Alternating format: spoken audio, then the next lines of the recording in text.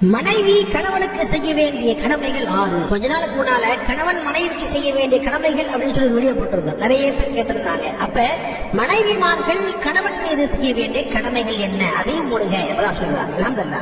6 கடமைகள் குர்ஆன் ஹதீஸின் வாயிலாக நமக்கு தெரிய வருகிறது. முதலாவது, கணவனுக்கு கீழ்ப்படிவது மனைவியின் மிக முக்கியமான கடமையாக இருக்கிறது. சுப்ஹானல்லாஹ். நபிகள் நாயகம் ஸல்லல்லாஹு அலைஹி வஸல்லம் அவர்கள் சொல்லுவார்கள், ஒரு மனிதன் அல்லாஹ்வுக்கு அல்லாத வேறு ஒரு மனிதனுக்கு சஜிதா செய்வதாக இருந்தால் அது நிச்சயமாக ஒரு பெண் தன் கணவனுக்கு சஜிதா செய்யுமாறு நான் சொல்லி இருப்பேன். ஆனால் அப்படி அல்ல, அல்லாஹ்க்கு மட்டும்தான் சஜிதா செய்யணும்.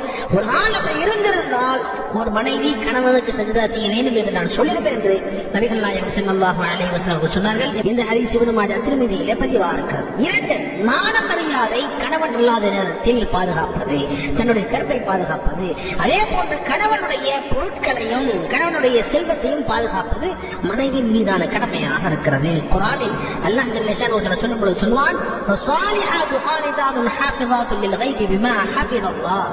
நல்ல ஒழுக்கமுள்ள மனைவி அல்லாஹ்வுக்கு வழிபட்டு நடப்பவர்களாகவும் கணவர் அல்லாத போது அவர்களுடைய ரகசியங்களை காப்பாற்றுபவர்களாகவும் இருப்பார்கள் என்பதாக குர்ஆனில் அல்லாஹ் சூரத்து நிசால சொல்லி காட்டுகிறார். இது 2வது.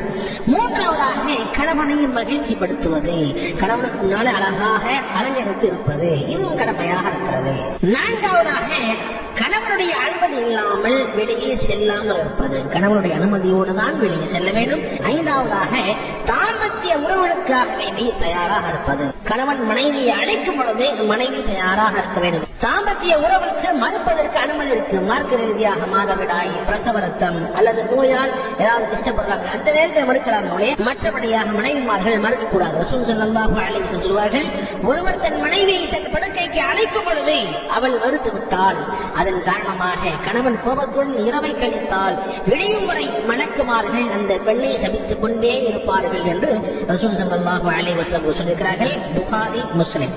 6வது, கணவனுடைய நிலைமையை புரிந்து திருப்தியுடன் சிக்கனத்துடன் வாழ வேண்டும். கணவனுடைய நிலைமையை மனைவிமார்கள் சரியாக புரிந்து கொண்டு அல்லாஹ் எதை கொடுத்திருக்கிறானோ அதுவே சிறந்தது, அல்லாஹ் நம்ம கொடுத்தது சிறப்பானது, அல்லாஹ் அதிகமான நியமத்துகள் கொடுத்திருக்கிறான் என்ற உணர்வோடு வாழ்வது, இதெல்லாம் மனைவிமார்கள் கணவனுக்கு செய்ய வேண்டிய கடமையாக இருக்கிறது. அதே சமயத்தில் கணவன்மார்களும் மனைவிகளிடத்திலே நல்ல முறையில் நடந்து கொள்ள வேண்டும். அவர்களை திட்டக்கூடாது, கெட்ட வார்த்தைகளை பேசக்கூடாது, தவறான வார்த்தைகளை பேசக்கூடாது, அவருடைய குடும்பத்தை தவறாக பேசக்கூடாது, நல்லபடியாக அவருடைய தேவையை பூர்த்தி செய்ய வேண்டும். அவருடைய குறிப்பாக அவர்களை சந்தோஷமாக வைத்துக் கொள்ள வேண்டும். இது கணவன் மனைவிக்கு செய்ய வேண்டிய கடமையாக இருக்கிறது.